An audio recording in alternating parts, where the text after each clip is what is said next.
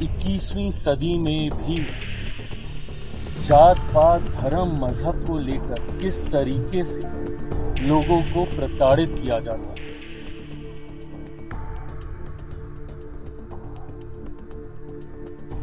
एक अधिकारी, एक अफसर, उसके साथ इस तरीके की प्रताड़ना की जाती है कि अंत में उनको अपना जीवन गवाना पड़ता है। कुछ ऐसे असामाजिक तत्व इस भाईचारे की भावना को तोड़ने की सोच रखते हुए इस तरीके से प्रताड़ित करते हैं कि हर वो मांग जो परिवार रखता है वो पूरी की जाएगी। केंद्रीय मंत्री और लोजपा के सांसद चिराग पासवान भी आईपीएस पूरन कुमार के घर पहुंचे। राहुल गांधी के बाद चिराग पासवान पीएम मोदी से बड़ी डिमांड करते हुए नजर आए।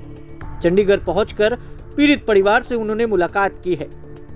चिराग पासवान ने आईपीएस पूरन कुमार की आत्महत्या के बाद जातिगत भेदभाव का मुद्दा उठाया। इस घटना की कड़ी निंदा उन्होंने की। कांग्रेस नेता राहुल गांधी ने भी आईपीएस पूरन कुमार के परिवार से मुलाकात की और कहा कि दलित हो तो आपको कुचला जा सकता है। अब इस कड़ी में देखिए चिराग पासवान ने क्या कुछ कहा है।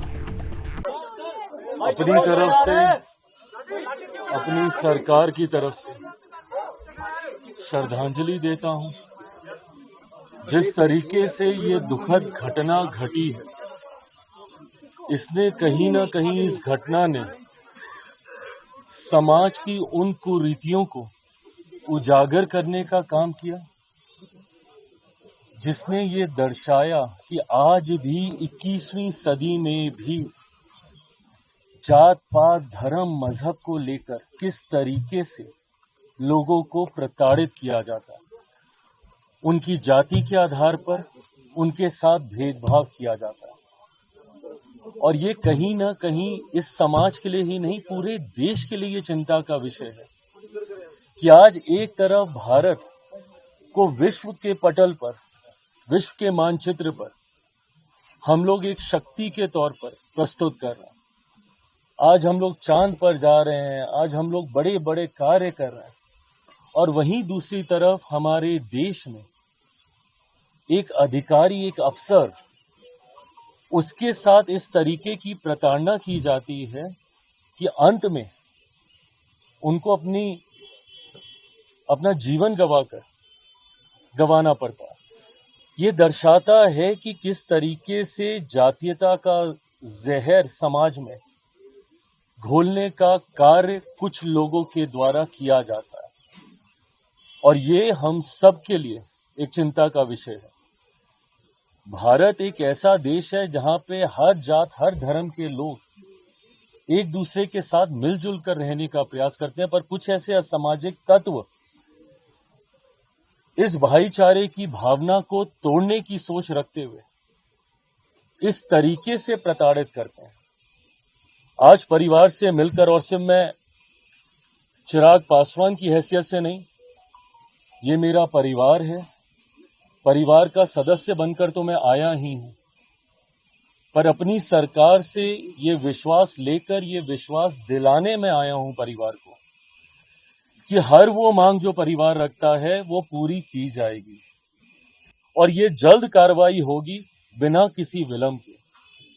आज जिस तरीके से स्वर्गीय पूरन जी का अभी तक अंतिम संस्कार नहीं हुआ, ये एक परिवार के लिए भी उतनी ही चिंता का विषय है, उतना ही दुखी करने वाला ये विषय है।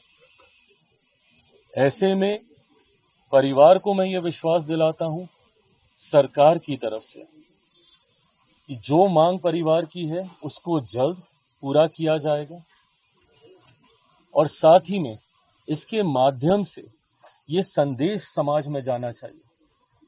और इस बात को मैं बहुत जिम्मेदारी से मैं समझता हूं कि अगर इसके ऊपर कार्रवाई नहीं होगी तो कोई दूसरा दलित परिवार संभवतः अपने बच्चों को पढ़ने के लिए आईएएस आईपीएस ऑफिसर बनाने के लिए कभी प्रोत्साहित नहीं करेगा। कोई गरीब दलित परिवार कभी मुख्य धारा के साथ जुड़ने की सोच नहीं रखेगा अगर इस परिवार को न्याय नहीं मिला। इस परिवार को न्याय मिलेगा, ये मैं विश्वास दिलाता हूं प्रधानमंत्री जी की तरफ से, गृह मंत्री जी की तरफ से। ये जितने भी दोषी हैं, भले वो कितने भी बड़े पद पर क्यों ना बैठे हों, उनके ऊपर सख्त से सख्त कार्रवाई होगी और ये प्रेसिडेंस यहां से सेट किया जाएगा कि भविष्य में कोई अपने पद का दुरुपयोग करके किसी दूसरे अधिकारी के साथ इस तरीके की प्रताड़ना ना करे। ये वादा करता हूं। ये मेरा परिवार है, अवनीश जी मेरी बहन है। मेरे परिवार को न्याय मिले, इसकी लड़ाई ये परिवार अकेला ही नहीं, इनके साथ मैं भी मिलकर लड़ूंगा। एक सवाल, डीजीपी को हटाया गया, डीजीपी को छुट्टी पे भेजा गया, एसपी रोहतक को भी एक तरह से ट्रांसफर किया गया, दूसरी पोस्टिंग नहीं आई है। क्या लगता है अब परिवार इस पे सहमत होगा? आपकी क्या बात हुई अंदर की, वो पोस्टमार्टम मेरी सारी बातें हुई हैं और ये परिवार के बीच की बात है। कार्रवाई होती हुई, सख्त कार्रवाई होती हुई और कोई भी दोषी ना बचे, ये विश्वास जरूर ना। मुख्यमंत्री को आपने लेटर मेरे मुख्यमंत्री से भी मेरी बातचीत हुई, गृह मंत्री जी से मेरी बातचीत हुई है। तमाम जगह से बातचीत करने के बाद आज पूरी अथॉरिटी के साथ मैं यहाँ परिवार से मिलने आया।